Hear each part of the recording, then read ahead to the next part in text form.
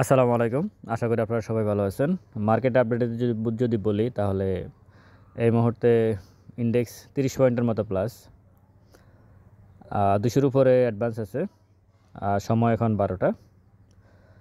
150 কোটি টাকার লেনদেনের মতো হলো এই 12টা মানে 2 ঘন্টাতে 150 কোটি টাকার লেনদেন। তো লেনদেনের পরিমাণ খুবই কম মার্কেটে। টপে যদি দেখি তাহলে কিছু মিউচুয়াল ফান্ড আছে আর নিউ লাইন আছে আর লুজারে দু একটা ব্যাংক আছে। ভলিউম ভ্যালু ট্রেড মোটামুটি সেম ক্যাটাগরির বিগত দিনে যে শেয়ারগুলো ছিল সেগুলোই আছে। আর ইন্ডেক্স মোবার এই মুহূর্তে ইসলামী ব্যাংক, ব্র্যাক ব্যাংক, মূলত ইসলামী ব্যাংক, ব্র্যাক ব্যাংকের কারণে কিন্তু ইন্ডেক্স এই মুহূর্তে প্লাস হয়ে আছে। নেগেটিভে ন্যাশনাল ব্যাংক আছে, প্রাইম ব্যাংক আছে, ইন্ডেক্স নেগেটিভে।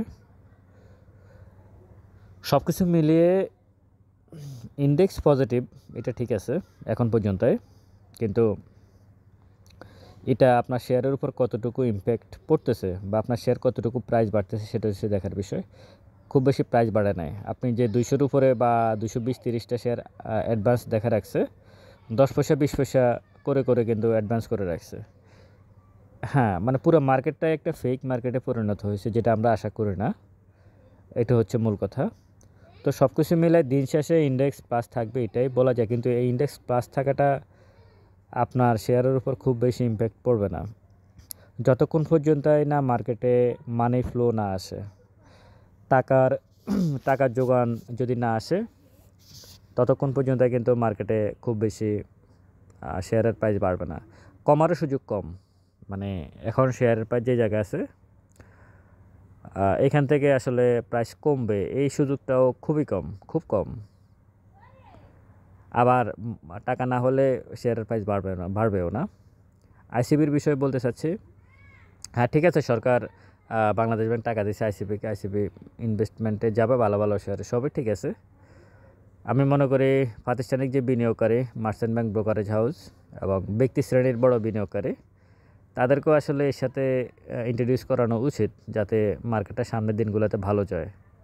কারণ শুধু আইসিবির পক্ষে এই মার্কেটকে তো আর একা সাপোর্ট দেওয়া সম্ভব কতটুকু হবে জানি না। হ্যাঁ, কিন্তু অন্যদেরকেও আস্থায় নিয়ে মার্কেটে প্লে করতে দিতে হবে আসলে। হ্যাঁ, কেউ যদি ফাউল প্লে করে তার জরিমানা হবে, ঠিক আছে, কিন্তু একটা আস্থায় নিয়ে আসতে হবে।